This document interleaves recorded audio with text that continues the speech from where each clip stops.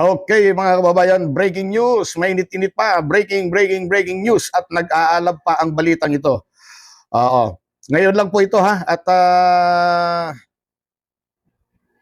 bato na loko na. Naloko na. Oo, mayroon na pong utos ang ating DOJ para po pusasan na itong si Bato de la Rosa.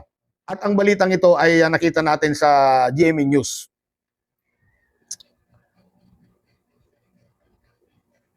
Ito po, basahin po natin, ano?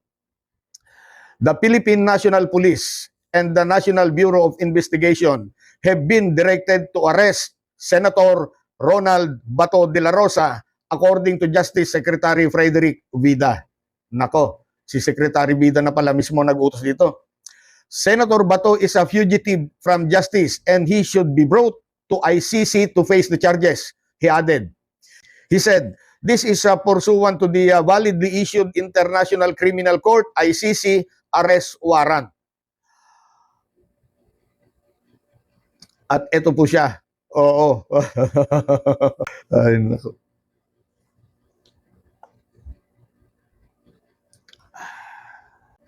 So, ayan po mga kababayan, ibig sabihin lamang po ay pwede na pong arestuhin. At pwede nang gumalaw ang ating mga ahensya na binanggit po dito sa ating nabasang report mula po sa GMA, ang tawag dito, mula po sa GMA News. Ano po? At yun na nga, malawakang manhunt po ito.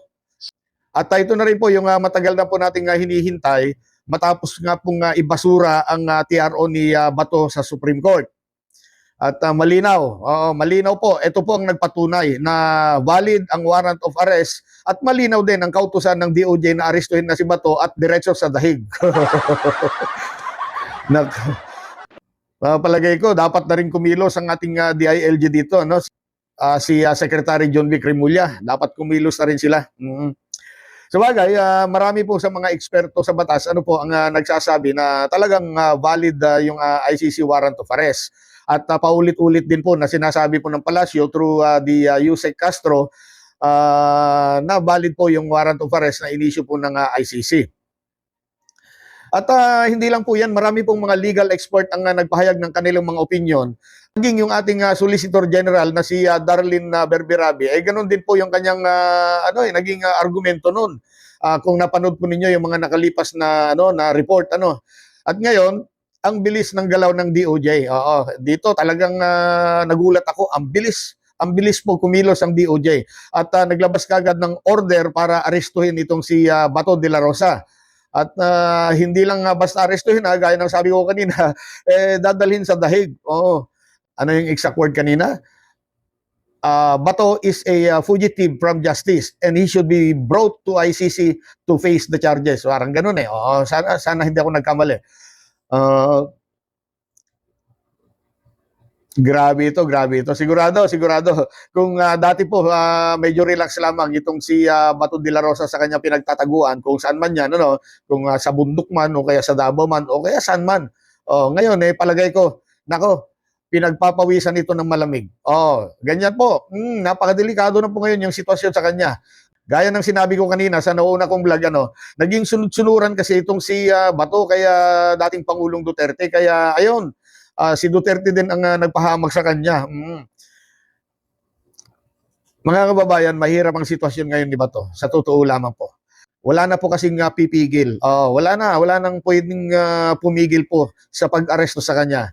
Kung totoo na hindi valid kasi yung warrant of arrest, kagaya po ng mga argumento nitong mga abogado ng mga Duterte, di sana, yun nga, yung wala daw jurisdiction ng ICC, dapat sana nag-grant yung TRO ni Bato sa Supreme Court. Di po ba? Wala eh.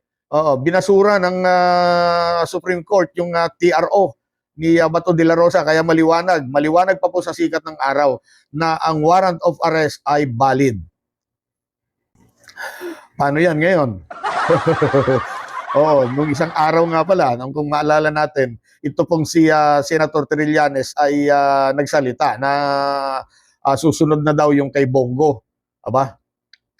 Alam naman natin na pagka si Trillanes, pagdating sa mga ganyang usapin, nagkakatotoo yung ganyang mga sinasabi eh. Baka nga pakiramdam ko baka nga nandyan na yung arrest warrant or warrant of arrest ni Bongo rin eh. Kasi kung matatanda natin mga kababayan, kung hindi ako nagkakamali, correct me if I'm wrong, November pa yata natanggap ng gobyerno yung warrant of arrest kay Bato de la Rosa. At ngayon lang lumitaw. Ngayon lamang. Pero ewan ko kung tama yung pagkakatanda ko November pa yata dumating dito na nakaselyo yon. So kung ganun katagal, November, December, January, February, March, April, kung nandyan na rin yung warrant of arrest kay Bongo, nandyan, baka silyado pa. Baka bigla isang araw, ilabas na rin yan. Naku po, baka ngayon pa lamang, nangangatog na rin si Senator Bongo. Alam nyo, sa totoo lang, tama yung sinasabi ng iba na mabagal. Oo, mabagal po ang pag-usad ng or paggulong ng hustisya dito sa ating bansa. Pero ang kagandahan, slowly but surely. Di ba? Slow but sure kung tawagin. At pasalamat tayo kay Pangulong Bongbong Marcos dahil ang pinapairal ngayon ay ang rule of law. May hustisya. At para managot yung mga dapat managot. Parang linyahan ni Yusek Claire Castro yun. Matagal nang usapin kasi ito mga kababayan. Ito pong usapin sa kaso ng EJK. I-final po yan ni Trillanes noon sa ICC dahil nararamdaman nila na wala o kaya walang maasang hustisya noong panahon ni dating Pangulong Duterte dito sa Pilipinas. At sa panahon po ni PBBM ay unti-unti nang nakakakita tayo ng liwanag. Lalong-lalo na po sa mga di umano yung mga biktima ng EJK sa war on drugs ni Duterte. So ulitin ko lamang po, kumpirmado na po ito. Kumpirmado na. At may order na ang DOJ sa PNP at saka sa NBI para sa malawakang manhunt operation. Laban po dito kay fugitive Bato de la Rosa. Nako, senador ka nga Hirap ng ganun, no? Senador ka nga.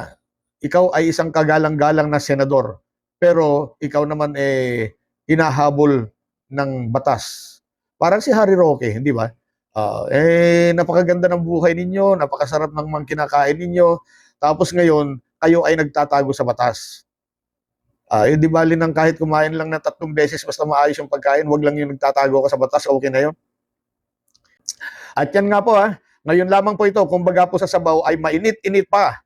At mismong si DOJ Secretary Vida ang nag-anunsyo niyan kanina po sa press conference.